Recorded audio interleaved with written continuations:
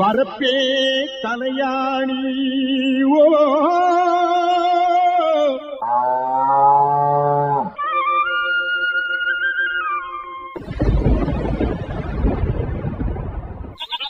வாய்க்காலே பஞ்சுமெத்தே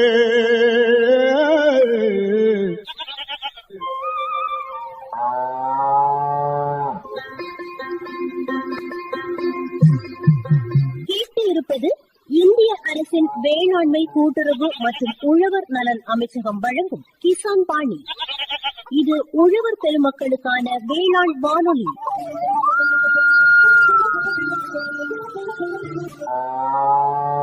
இந்நிகழ்ச்சியின் விளம்பரதாரர்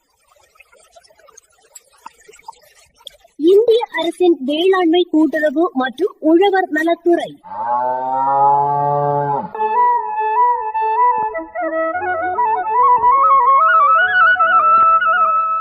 தம்பி, மழை வர மாதிரி இருக்கு, மேகம் கருத்து இருக்குன்னு இப்போ போனா எப்படி நினைச்சிருவப்பா. அதனால கொஞ்சம் உள்ளவா, உள்ள வந்து நினையாம அதுல நில்லு பாப்போம். மழை வார மாதிரி தான் இருக்கு, ஒரு 5 நிமிஷம் பார்த்து போறேன்னு நல்லன்னு நினைக்காக்கா. உள்ள யாருனாக்கா பாத்தீங்களா, இப்ப நான் வெளியே போயிருந்தேன்னு பார்க்கும்போது இப்ப மழை நனைஞ்சிட்டு நான் போயிருக்க வேண்டியிருக்கு. அக்கா சொன்ன பேச்ச வந்து நான் கேட்டேன் பாரு அக்கா, அதனால மழையிலேருந்து நான் தப்பிச்சேன். சரி, வந்தாச்சுல, உள்ள உட்காரு. 4 மணி ஆச்சு, டீ குடிக்கிற சமயம்தான். நான் டீயும் ஏதாவது ஸ்நாக்ஸும் பண்ணி எடுத்துட்டு வரேன். ஒரு 10 நிமிஷம் தான்ப்பா. ஆமா, மழை விட்ட பிறகு போறேன் அக்கா. சரி, ஒரு டீங்களும் குடிச்சிட்டு போவோம். தம்பி, என்னப்பா, டீயும் பழபச்சியும் போட்டிருக்கேன், சாப்பிட்டு பாரு எப்படி இருக்குன்னு. ஏக்கா, டீயும் நல்லா இருக்கு, அந்த பழபஜ்ஜியும் நல்லா இருக்காக்கா. இது வந்து நீங்க வாங்கினதா இல்ல நீங்க போட்டதா? தம்பி, பழபச்சி நான் போட்டதுதான். ஏத்தம்பழம் வெளியில இருந்து வாங்கினதுப்பா. இப்போ ஏத்தம்பழத்துக்கு விலைய பாத்தியா? என்ன விலை! இந்த சமயத்துல விலை குறையக்கூடிய சீசன். ஆனா பாரு, விலை அதிகமா இருக்கு. ஒருவேளை வரத்து குறைவா இருந்திருக்கும், அதனாலதான் விலை அதிகமா இருக்குன்னு நினைக்கிறேன். அப்படிதான் நானும் நினைக்கிறேன்க்கா. ஆனாலும் நீங்க போட்ட பாத்தீங்களாக்கா அந்த பழபஜ்ஜி, அதுல அந்த அவல் வச்சிருக்கீங்க, அந்த சர்க்கரை வச்சிருக்கீங்க, அது என்ன டேஸ்டா இருக்கக்கா. சரியக்கா, நீங்க கூட சொல்றீங்க நாங்க வெளி இடத்துல இருந்து இந்த ஏத்தன் கொலையை வந்து வாங்கினேன்னு சொன்னீங்க. உங்களுக்கே வீட்டுக்கு பின்னாடி வந்து கொஞ்சம் இடம் இருக்கு, அதுலேயே ஒரு 10 வாழைக்கன்றுகளை வாங்கி வச்சாலே உங்களுக்கு வந்து வீட்டுக்கு தேவையான பழமும் எடுக்கலாம், வீட்டுக்கு தேவையான காய் கூட எடுத்து நீங்க சிப்ஸரை போடலாம் இருந்தில்லையாக்கா. ஆமா தம்பி, நீ சொல்றது கரெக்ட் தான், போட்டிருக்கலாம். ஆனா எனக்கு நடணும்னு நல்ல ஆசை தான். நான் இதுவரை வாழை வச்சது இல்லப்பா. அது மட்டும் இல்லாம வாழை வச்சா கரெக்டா வருமா, அந்த கண்ணுகளை எங்க வாங்கணும், என்ன மாதிரி உரம் கொடுக்கணும், இந்த மாதிரி எந்த விஷயமும் எனக்கு தெரியாது. உனக்கு தெரிஞ்ச ஏதாவது விவசாயி அந்த மாதிரி ஏத்தன் வாழை விவசாயம் பண்றாங்களாப்பா? அவங்க கிட்ட இருந்து ஏதாவது ஆலோசனை நான் பெறலாமா? அவரு எங்க இருக்காரு, யார், இந்த விஷயத்தை ஏதாவது எனக்கு சொல்லுவியாப்பா? அதுக்கு தானக்கா எனக்கு தெரிஞ்ச ஒரு விவசாயி இருக்காங்கக்கா. இன்னைக்கு இரவு நம்முடைய கிசான் வாணியில வந்து மிடாலத்தை சார்ந்த டி தேவராஜ் அவங்க வந்து ஏத்தன் வாழை சாகுபடியும் அதனுடைய பராமரிப்பையும் பத்தி பேசுறாங்கக்கா. பாத்தியா, இன்னைக்கு மழை வந்ததும் வந்து தம்பிகிட்ட சில விஷயங்களை கேட்க முடிஞ்சது. மழை பெய்தது இன்னைக்கு ஒரு விதத்துல நல்லதா போச்சு. தம்பி ஒரு 5 நிமிஷம் இருந்தனால சில பல விஷயங்களை கேட்க முடிஞ்சது. கண்டிப்பா இன்னைக்கு இரவு குமரி பண்பலையில கிசான்வாணி நிகழ்ச்சியை கேட்கிறேன். அதுக்கு பிறகு நான் உங்ககிட்ட போன்ல பேசி நம்ம அந்த விவசாய போய் பார்க்கலாம். சரியாப்பா? சரியக்கா. ஐயா வணக்கம். வணக்கம் சார். ஐயா, விவசாய அனுபவத்தை பொறுத்தவரை பார்க்கும்போது உங்களுக்கு கிட்டத்தட்ட எத்தனை வருடங்களாக உள்ள அனுபவங்கள் இருக்கும்? எனக்கு 13லேருந்து 15 வருஷத்து அனுபவம் இருக்குது சார். கிட்டத்தட்ட ஒரு 13 முதல் வந்து ஒரு 15 ஆண்டுகள்னு பார்க்கும்போது விவசாயத்தில் வந்து அனுபவங்கள் இருக்கும். உங்களுக்கு வயதுன்னு பார்க்கும்போது எத்தனை வயதாகுது? எனக்கு 70 வயசு ஆகுது. 70 வயதாகுது. இப்போ நீங்கள் கூட சொன்னீங்க வந்து கிட்டத்தட்ட ஒரு 13லேருந்து ஒரு 15 ஆண்டுகள்னு பார்க்கும்போது விவசாயத்தில் அனுபவங்கள் இருக்குன்னு சொன்னீங்க. அப்படி பார்க்கும்போது நீங்கள் வேலைகள் அந்த மாதிரி பார்த்தீங்களா? ஆமாம் சார், நான் வெளிநாட்டில் வேலையில் இருந்தேன். அப்போ ரொம்ப கஷ்டப்பட்டு பைசாக்களை சேர்த்து கொஞ்சம் நேரம் பூமியெல்லாம் வாங்கி வச்சுருந்தேன். அங்கேருந்தே ஒரு சிந்தனை, ஊரில் போனாக்கி நம்ம வேணும் செய்ய முடியாது, விவசாயம் செய்யலாம், பூமி இருக்குது, விவசாயம் செய்து பிழைக்கலாம் அப்படின்னு நினச்சி ஒரு ஐடியா இருந்தது. இப்போ ஆரம்பத்துலேன்னு பார்க்கும்போது உங்களுக்கு அந்த விவசாயத்தில் வந்து ஆர்வம் இருந்தா? ஆமாம் சார், நிறைய அருமையாகி வெளிநாட்டிலேயே நான் அந்த கிருஷி செய்ய இடத்துல நான் பார்த்துருக்கிறேன். விவசாயம் செய்ய இடத்தையே பார்த்துருக்கிறேன்.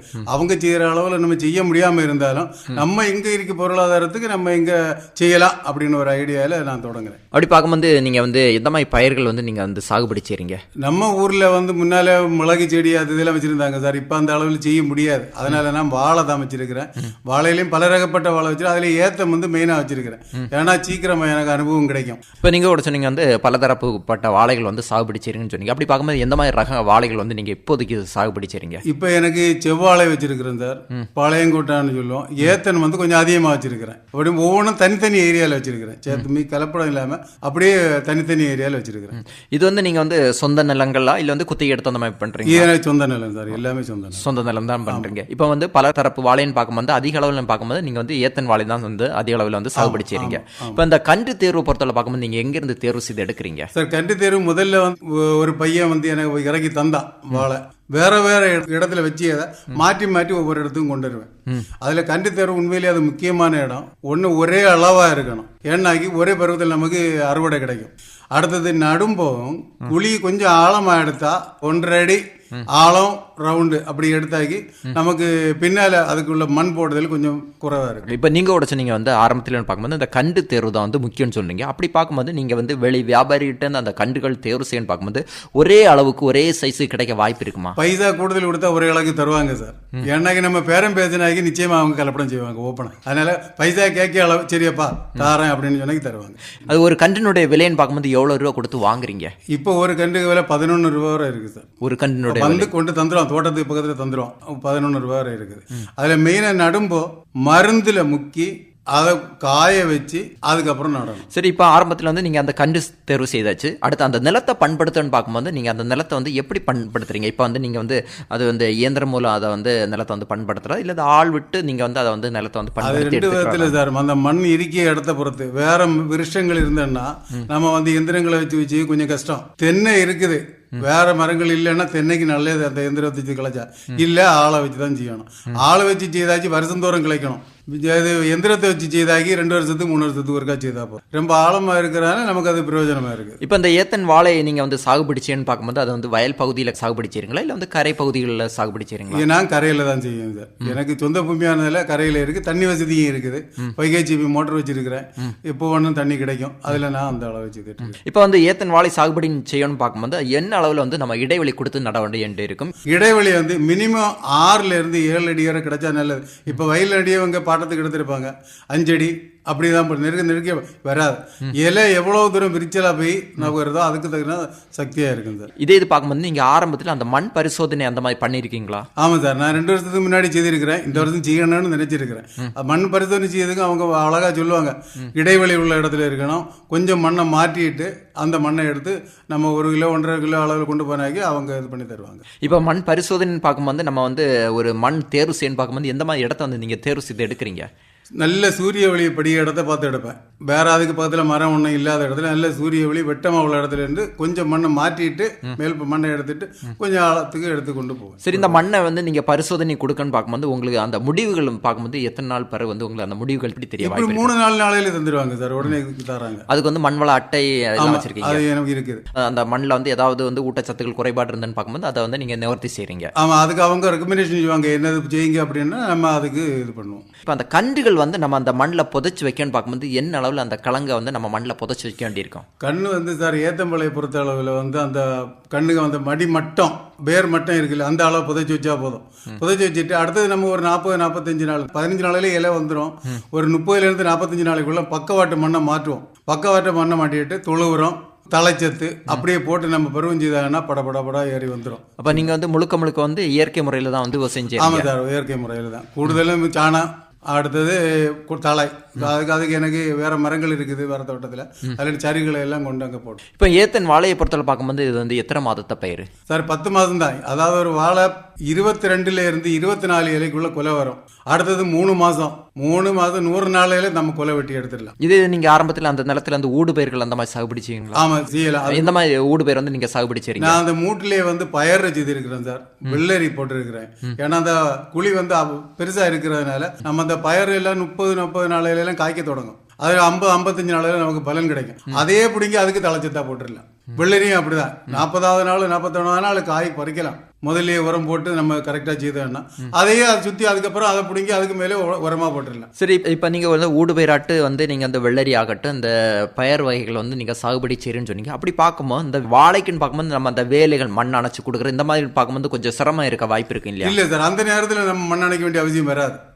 2 மாசத்துக்கு பிறகு மண் அணைச்சா போதும். நம்ம இந்த தலையை பிடுங்கி அதுக்குள்ள போட்டுட்டு லேச மண்ணை போட்டு கொடுத்தா போதும். அப்போ அந்த சாணமும் கொஞ்சம் சாணமும் போடலாம். அப்போ கை உரம் போடுறதுக்கு நமக்கு அது பிரயோஜனமா இருக்கும். அப்போ இந்த மாதிரி இந்த ஊடு பேர் வந்து நீங்க சாகுபடி செய்யணும்னு பார்க்கும்போது அந்த வாழைக்கு வந்து கொஞ்சம் ஒரு நிழல் பாங்கும் கூட கிடைக்க வாய்ப்பு நிச்சயமா இருக்கும். நிச்சயமா அது கண்ணா இருக்கும்போது அதுக்குள்ள கிடைக்கிறது வாய்ப்பு நிறைய இருக்கு. இப்போ நட்டிலேருந்து நம்ம எத்தனை உரங்கள் வந்து நம்ம கொடுக்க வேண்டியிருக்கும்? ஒரே என்ன சார், சாணத்தை பொறுத்தவரை 3 தடவை போடணும். 3 தடவை 2 மாசம் 4 மாசம், அதுக்கு 5வது மாசத்துக்கு போட வேண்டிய அவசியம் இல்லை. இந்த 3 தடவை போட்டா நல்லதா இருக்கு. கொஞ்சம் கொஞ்சம் போடலாம். இல்ல 2வது மாசம் 4வது மாசமும் போட்டா போதும். கொஞ்சம் கனமா போடணும், வெயிட்டா போட்டு விடணும். அடுத்தது 4வது மாசத்துக்குள்ள அந்த கரு வாழை ஏத்தனை பொறுத்தளவுல கரு பிடிக்கும். அதுக்காக எள்ளு பொடி, கடலை புண்ணாக்கு, வேப்ப புண்ணாக்கு, பின்னக்காய் புண்ணாக்கு இதை சம அளவு வாங்கி மிக்ஸ் பண்ணி ஒரு 200 இருந்து 250 கிராம் அதுக்கு ஒவ்வொரு வாழைக்கும் போடணும். போட்டா அந்த காயும் நல்லா வரும், கொலையும் நல்லா வரும். இப்போ நீங்க கூட சொன்னீங்க வந்து அதிக அளவில் வந்து நீங்க தொழு உரங்கள் கொடுக்குறீங்கன்னு சொன்னீங்க. இப்போ தொழு உரத்தை பொறுத்தவரை பார்க்கும்போது உங்கள்கிட்ட பசுமாட்டு இருக்கா, இல்லை வந்து நீங்க மற்ற விவசாயிகிட்ட வந்து நீங்க அந்த தொழு உரங்களை வாங்கி நீங்க அந்த நிலத்துல போட்டுறதானா? ஏன்னா வெளியில இருந்து என்ன வாங்குவேன் சார். பக்கத்துலேயே என்ன தோட்டத்துக்கு பக்கத்துலேயே ஒரு வீட்டில் பசுமாடு வளர்க்குறாங்க, அவங்களுக்கு வாங்கி போட்டுருவோம். இப்போ இந்த உரங்கள் கொடுத்த பிறகு எத்தனை நாளைக்கு பிறகு நீங்க அந்த தண்ணி போட்டாங்க? நாளைக்கே தண்ணி நாங்கள் அடிப்போம். ஏன்னா இது காஞ்சி தானே இருக்குதான் உரம். அப்போ அடுத்த உடனே அது பொடியா இருக்கிறது வந்து சீக்கிரமா தண்ணியில பருவம் எடுக்க வாய்ப்புகள் நிறைய இருக்கு. அப்படி வந்துடும். அதை போட்டுட்டு சாணி போட்டா நிச்சயமா மண்ணு லேசு மண்ணு போடணும், அணைச்சு கொடுக்கணும். அணைச்சு கொடுக்காம இருந்தா சாணி வெளியில இருக்கு. இதான வேறு மேல வந்தாலும் வேறு மேல வரக்கு வாய்ப்புகள் இருக்கு. மண்ணு போட்டாச்சுன்னா வேற அப்படியே அமுங்கி தரைக்குள்ள நின்று. இது அதுல இருக்க அந்த களைகள் எல்லாம் என்ன பண்றீங்க? களைகள் நம்ம அதிலே வெட்டி பூத்திடலாம். சைட்ல வரது அப்படியே அணைச்சு மண் அணைக்கும் அதிலேயே மண்ணு உள்ளால போயிடும். அந்த உரம் கொடுக்குற டைம் ஆகும்போது நீங்க அந்த களைகளை எல்லாம் வந்து எடுத்து அப்புறப்படுத்தி அது உரமாக்குறீங்க, அப்படியே போயிடும். அதனால இப்ப அது குலைக்க பருவம் ஆகும்போது வந்து நீங்க ஒரு சொன்னீங்க ஒரு 4 மாசத்துல இருந்து அந்த பொதிகள் வர ஆரம்பிக்குன்னு சொல்லிங்க. அப்படி பார்க்கும்போது வந்து நீங்க ஆரம்பத்திலே அந்த கம்புகளோ இல்லைன்னா கயர்களை கட்டுற அனுபவங்கள் இருக்கா, இல்ல வந்து கொலைகள் வந்த பிறகு நீங்க அந்த கம்புகள் மட்டும் கயர்கள் கட்டுற அனுபவம்? சார் அது இயற்கையிலேயே நமக்கு இப்ப கிளைமேட் அழகா ரேடியோல சொல்றாங்க, அதை நம்ம தெரிஞ்சுக்கலாம். இல்லைன்னா நமக்கு ஒரு அரை வாழை தாண்டினதும் கம்பு கொடுக்கலாம், இல்லைன்னா கயர் வச்சு கட்டலாம். கம்பு இப்போ வந்து நஷ்டம், ரொம்ப நஷ்டம். கயரை தான் எல்லாரும் கட்டுவாங்க. லேபர் இருந்தாலும் பரவாயில்ல, கட்டலாம். 2 பேரை விட்டு நம்ம இது பண்ணாக்கி சீக்கிரம் நடக்கும். அது வந்து நீங்க அந்த வாழை நட்டிலேருந்து எத்தனை மாதத்திலேருந்து நீங்க அந்த கம்புகள் ஆகட்டும் அந்த கயர்கள் வந்து கட்டுறீங்க? 4வது மாசத்துலேருந்து தொடங்கலாம் சார். 4வது மாதம் அது பக்குவமா இருக்கும் கட்டுறதுக்கு. திருப்பி கயறு கட்டினா ஒரு வருடம் கூட அது கட்டணும். குலைச்சதுக்கு பிறகு கொலைக்கு நேர ஆப்போசிட்டா கொலை எங்க நிக்குதோ அதுக்கு ஆப்போசிட்டா பிடிச்சி கட்டினா அதுக்கு வெயிட் இந்த கொலையில தாங்கி நிற்கும். 3 கயரை போட்டா போதும். இப்போ ஆரம்பத்துல பார்க்கும்போது நீங்க ஒரு 4ஆம் மாசத்துலேருந்து வந்து நீங்க வந்து அந்த கயர்களா இல்லைன்னா கம்புகள் வந்து கட்டுறீங்க. அதுக்கு பிறகு பார்க்கும்போது அந்த கொலை வந்த பிறகு திரும்ப அந்த கயர் அவிழ்த்து வந்து திரும்ப மாத்தி கட்டுறீங்க. ஆனா அந்த கொலை நிக்கிறதுக்கு ஆப்போசிட் சைடுல கட்டினா தானே வலிவு நிற்கும். அதுக்காக வேண்டி அப்படி திருப்பி இது அந்த பக்க கன்றுகளை வந்து நீங்க விடுறீங்களா இல்ல அப்புறப்படுத்துறீங்களா? சார் பக்க கன்றுகள் விடையனாக்கி நமக்கு இப்போ ஏத்தனை பொறுத்தாலும் நமக்கு லாபம் கிடைக்கணும்னாக்கி தாய் வாழையிலிருந்து முதல் கண்ணை நம்ம விட்டு தேர்வு செய்யணும். இந்த வாழை கொலை வந்ததும் அந்த ஒரு கண்ணையும் அப்படியே விட்டுறணும்.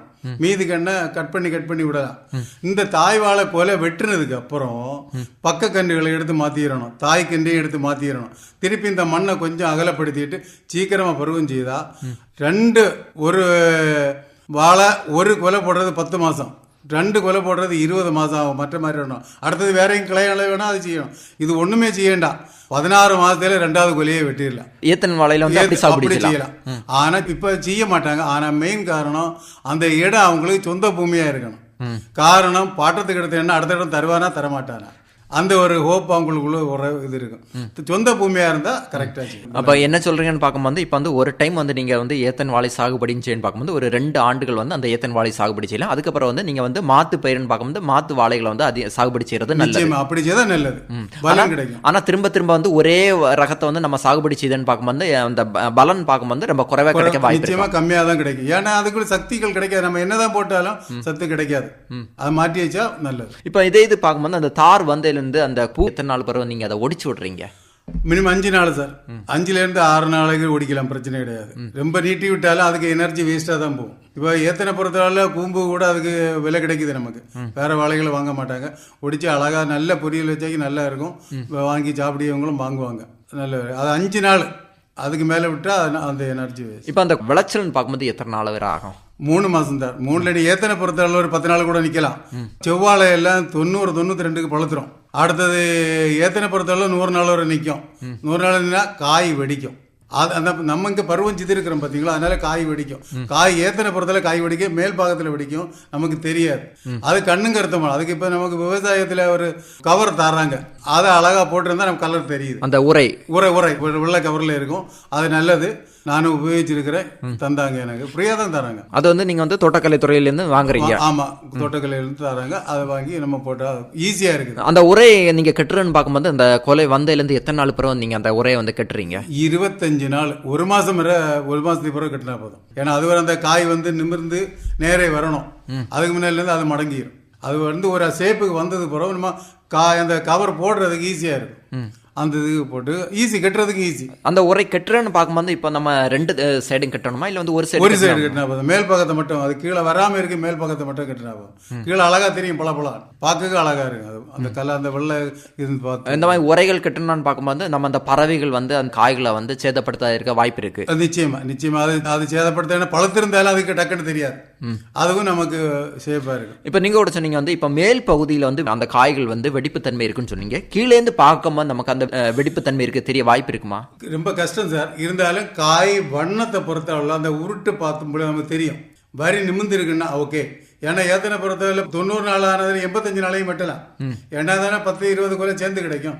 அப்படி வெட்டி எடுக்கலாம். ஒண்ணு பார்த்துருக்குன்னா நமக்கு தெரியும், இதனால இது குலைச்சது, இது குலைச்சது. விவசாயி தானே, அதை பார்த்து அவங்க இது பண்ணிக்கலாம். இது பார்க்கும்போது நீங்க அந்த ஏத்தன் வாழை சாகுபடி செய்யணும்னு பார்க்கும்போது எல்லாமே வந்து ஒரே டைம்ல அந்த குறைக்க வாய்ப்பு இருக்குமா, இல்ல வந்து நாட்கள் ஒரு 5 நாள் 10 நாள் கூட வாய்ப்பு இருக்குமா? ஒரு மாசம் வரை வித்தியாசம் இருக்கு. அந்த கன்றுக்கு எதுனா அதான் கன்று தெரிச்சு இதுல வித்தியாசம். என்ன சொல்றீங்கன்னு பார்க்கும்போது ஒரே டைம்ல வந்து நம்ம ஒரு வாரத்துல குலைக்கன்னு பார்க்கும்போது ஆரம்பத்துல அந்த கன்று தேர்வு செய்யறதா வந்து முக்கியம்.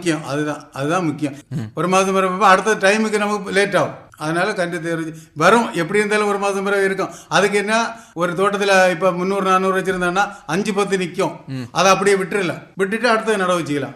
அது அடுத்தது பருவம் ரொம்ப நம்ம வெட்டி எடுக்கலாம். ஆனா கம்பு தான் கொடுக்கணும். அந்த இடத்துல கரு கட்ட இடம் இருக்காது. அதுதான் அதுல மெயின். அந்த கம்பு கட்டியதுக்கு தான் அந்த இடத்துல கம்பு கொடுக்கணும். ஒரு 5-10 கம்பு கொடுத்து தாங்க குடிக்கணும். இது பார்க்கும்போது எத்தனை சீப்புகள் வந்து கிடைக்க வாய்ப்பு இருக்கும் சார்? மினிமம் 4-5, 5.5, 6 வரை வரும். வெயிட் வந்து மினிமம் நல்ல கொலைனாக்கி 12 கிலோ வரை சொல்லுவாங்க. எனக்கு 15-18 வரை வந்துருக்கு. 18 கிலோ வரை வந்துருக்கு. அதனால் நம்ம வேலை செய்ய இதை பொறுத்து நம்ம நேரமும் நல்லா இருக்கணும். அப்படி இருந்தா நல்லா நம்ம வந்து இயற்கையை வந்து அதுக்கு வந்து கை கொடுக்கணும். நிச்சயமா. ஏன்னா அந்த வெயில் காலங்கள்னு பார்க்கும்போது நம்ம வந்து எவ்வளோ தண்ணி கொடுத்தாலும் அந்த வளர்ச்சி வந்து கொஞ்சம் குறைவா இருக்க வாய்ப்பு இருக்கு. நிச்சயமா. அதுக்கு தண்ணி சார், தண்ணி எப்பவும் அந்த மழை சீசன்லயும் போய் தண்ணி அடிக்கணும். கொஞ்சம் மூடும் காஞ்சி கிடைக்கணும். மூடு காய்கள் இருந்தாதான் அதுக்கு ஒரு தண்ணியா ஊறி போனாலும் அது பிரயோஜனம் இருக்காது. ஆனா தண்ணி அடிக்கணும். இருந்தாலும் பெரிய கொலை கிடைக்கணும்னு பார்க்கும்போது நம்ம வந்து உரங்கள் கொடுக்குறதுன்னு பார்க்கும்போது அதிக அளவும் கொடுக்கக்கூடாது. நமக்கு அந்த வாழைக்கு எவ்வளவு தேவையோ அந்த அளவுக்குள்ள அந்த உரங்கள் தான் கொடுக்கணும். இப்போ ஒரு மாசத்துக்கு நீங்க ஒரு கை அள்ளி போடுறது, அள்ளி 1/2 கிலோ போடுறதுக்கு 15 நாளைக்கு ஒரு கை 200 கிராம் போட்டா போதும். அப்போ அது கண்டினியூ அதுக்கு உரம் கிடைச்சிட்டு இருக்கும். அப்போ அது ஜீரண சக்தி கிடைக்கும். இல்லைன்னா மண்ணுக்கு போயிடும். ஆனா வந்து செலவும் குறைவு. அந்த கொலைகளை வந்து நீங்க எப்படி சந்தைப்படுத்துறீங்க? அது எனக்கு அங்கேருந்து வந்துடுவாங்க சார். வந்து வாங்கிட்டு போவாங்க. வியாபாரிகள் இருக்கிறாங்க, சொன்னா போதும் அவங்க வந்து வாங்கிட்டு போவாங்க. அவசரத்து 1-2 வெடிப்பு இல்லைன்னா பழத்துட்டுனா பக்கத்தில் கடைகளை கொடுத்துருவேன். என்ன அளவில் அந்த ஏத்தன் வாழை வந்து நீங்க அந்த பராமரிப்பு முக்கியத்துவம் கொடுக்குறீங்க ஆரம்பத்துல இருந்து இறுதி வரை? சார் இதில் மெயின் வந்து வாழைக்கு வந்து நோய் வராமல் இருக்கணும்னாக்கி 2வது மாதம் 4வது மாதம் இந்த துரிசும் சுண்ணாம்பும் கரைசல் அது மூட சுற்றி, இல்லைன்னா ஒரு இலைக்கு அடிப்பாகத்தில் நம்ம வாழைக்கு பட்டாலும் ஒன்றும் இல்லை, அதை விடணும். ஏன்னா அது ஒரு நேச்சுரல். ஒரு வாழைக்கு மினிமம் ஒரு தடவைக்கு 3 கிராம் துருசாவது கிடைக்கணும்னு சொல்றாங்க. உண்மையிலே அது வாடல் நோய்க்கு நல்லது. இலை வாடல் வந்து வைங்களேன், வாழை வந்து நமக்கு பலன் தரவே செய்யாது. மெயின் அந்த இதுக்கு இலை தான் மெயின். காய் பருவமாக இருந்தாலும் சரி. அதே மாதிரி வாழை குலைச்சதுக்கு பிறகு 8 முதல் 14 இலை வரை இருக்கணும். அப்படி இருந்தால் தான் அந்த காய்க்க வண்ணம் நமக்கு கரெக்டாக இருக்கும். அப்போ என்ன சொல்றீங்கன்னு பார்க்கும்போது இப்போ வந்து நம்ம ரசாயன பூச்சிக்கொல்லி மருந்துகளை அடிக்கிறேங்காட்டிலே இந்த திருசும் சுண்ணாம்பு வந்து நீங்கள் அந்த வாழை கொடுத்தேன்னு பார்க்கும்போது பல நோய்கள் வந்து நம்ம வந்து அந்த வாழையை வந்து காப்பாற்றி எடுக்கலாம். நிச்சயமா. பல வேக நோய் வேறு பாகத்தில் இருக்க நோய் கூட அதை தடுக்குது. அது வந்து உங்களுடைய அனுபவம்? ஆமாம், எனக்கு அனுபவம் மட்டும். எனக்கு 2-3 நண்பர்கள் இருக்கிறாங்க, அவங்களும் சொல்லி தந்தது. எங்களுக்கு கிள்ளியூர் யூனியன்ல அவங்க அக்ரியில் உள்ளவங்க, அவங்க அடிக்கடி கூப்பிடுவாங்க, ஆலோசனைகள் சொல்லி தருவாங்க. அப்படியே நான் நிறைய பேர்ட்டு கேட்டுவேன். அப்போ எந்த மாதிரி தகவல்கள் வந்து நீங்கள் வந்து தோட்டக்கலைத்துறை சார்பாக வந்து நீங்கள் வந்து அப்பப்பா வந்து தோட்டக்கலை அதிகாரிகிட்ட வந்து நீங்கள் அந்த தகவல் வந்து கொடுக்குறீங்க. அந்த தகவலை கொடுக்கணும்னு பார்க்கும்போது அந்த அவங்க வந்து உங்கள் தோட்டத்தில் வந்து பார்க்குறாங்களா, இல்லை நீங்கள் போய் அவங்கள்ட்ட அந்த தகவல் வந்து ஃபோட்டோ எடுத்து இந்த மாதிரி நோய்களோ பூச்சிகளோ தாக்கி இருக்குன்னு சொல்லிட்டு தகவல்களை நீங்கள் சொல்கிறேன்? நான் வாட்ஸ்அப்பில் அனுப்பியும் கொடுப்பேன் சார். அவங்களும் பார்த்துட்டு சொல்லுவாங்க. டைம் கிடைச்சா நான் வாரேன்னு சொல்லி வந்து பார்க்கவும் செய்திருக்கிறாங்க. அதுல எந்த இல்லை வருவாங்க. வந்து பார்க்கவும் செய்கிறாங்க. அவங்களுடைய அந்த கண்காணிப்பு முக்கியத்துவம் அதிக அளவில் இருக்கு. ஆமாம் ஆமாம். இருந்தாலும் இப்போ நீங்கள் அடுத்த ஒரு கருத்து கூட சொன்னீங்க, என்னென்னா ஒரு டைம் நட்டுட்டு திரும்ப வந்து அதனுடைய பக்க கன்றுகளை விட்டு வந்து கிட்டத்தட்ட ஒரு 18 மாசத்துல வந்து நமக்கு வந்து பலன் எடுக்கலாம்னு சொன்னீங்க. அப்படி பார்க்கும்போது என்ன அளவில் வந்து வருமானம் இருக்கு சார்? அது வந்து நமக்கு 2 மாசத்துல உள்ள செலவு ஒரு பருவம் உரமே லாபம் தானே. அடுத்தது மண்ணு கிளையில ஆள விடுறதுக்கு லேபருக்கு உள்ளது லாபம் நமக்கு கிடைக்குது. அப்படி வரும்போது இப்போ ஒரு வாழை எத்தனை வாழை குலைப்பான்? 25 வாழை குலைப்பான். அது லாபம் தானே. அப்போ 4 பேர் 5 பேர் ஆலை விட்டாங்க ரூபா 5000 போச்சுதா. அந்த பெனிஃபிட் இருக்கு தானே நமக்கு. அடுத்தது அது 2 மாதம் 3 மாதம் காத்திருக்க முன்னாடி இது நமக்கு லாபம் கிடைக்குது. அப்போ என்ன சொல்லுன்னு பார்க்கும்போது இப்போ நம்ம வந்து ஒரு டைம் வந்து அந்த ஏத்தன் வாழை சாகுபடி செய்துட்டு அதுக்கு மருதாம்பு வந்து ஒரு கன்றுகளை வந்து நம்ம விட்டு வளர்த்தேன்னு பார்க்கும்போது கிட்டத்தட்ட ஒரு 18 மாசத்துலன்னு பார்க்கும்போது 2 டைம்ல வந்து அந்த கொலைகள் அறுவடை இருந்து நமக்கு ஒரு லாபம் கிடைக்க வாய்ப்பு இருக்கு. ஆமா. அதே இது பார்க்கும்போது இப்போ ஒரு டைம் வந்து நீங்க அந்த கொலைகள் அறுவடை பார்க்கும்போது கிட்டத்தட்ட ஒரு 15 to 18 கிலோ வரை கிடைச்சுன்னு சொன்னீங்க. அதே டைம்ல அடுத்து அந்த பக்க கன்றுகள் விட்டு நமக்கு கிடைக்க வாய்ப்பு இருக்குமா? இது நிச்சயமா சார், நிச்சயமா எனக்கு அனுபவத்தில் எனக்கு கிடைச்சிருக்கு. அதே மாதிரி இப்போ நான் ஓப்பனாக சொல்லி எனக்கு இப்போ கொலைக்க தொடங்கி இருக்கு 2வது நட்டு. 1 வருஷத்துக்குள்ளாலேயே அடுத்த 2வது வாழை கொலைக்க தொடங்கி இருக்கு. அப்போ நான் அந்த கண்ணை விட்டு அப்படியே கொண்டு வந்து ஏன்னா சாம்பிள் பார்க்கறதுக்கு கொலைச்சிருக்கு. இப்போ அது 5.5 படல இறங்கி இருக்கு. காயும் நல்ல நீட்டமாக இருக்குது. அதுக்கு பக்கத்தில் இனியும் ஒன்று நிற்க அதே இதுதான் வந்துருக்கு. அப்போ அது லாபம் தானே எனக்கு. அப்போ வந்து முன்கூட்டி வந்து நம்ம அறுவடை செய்துன்னு பார்க்கும்போது நமக்கு ஒரு வருமானம் கிடைக்க வாய்ப்பு இருக்குன்னு சொல்லலாம். ஆமாம். அப்போ இவ்வளோ நேரம்னு பார்க்கும்போது ஏத்தன் வாழை சாகுபடியும் பராமரிப்பும் பற்றி நல்ல அருமையான கருத்துக்கள் சொன்னீங்க ஐயா. நன்றி, வணக்கம். வணக்கம் சார், வணக்கம். இதுவரை ஏத்தன் வாழை சாகுபடியும் பராமரிப்பும் நேர்முகம் கேட்டீர்கள். பங்கு பெற்றவர் மிடாலம் டி தேவராஜ் அவர்கள். உடன் உரையாடியவர் டி எட்வின் ஜெயராஜ். இதுவரை கேட்டது இந்திய அரசின் வேளாண்மை கூட்டுறவு மற்றும் உழவர் நலன் அமைச்சகம் வழங்கிய கிசான் பாணி. இது உழவர் பெருமக்களுக்கான வேளாண் வானொலி.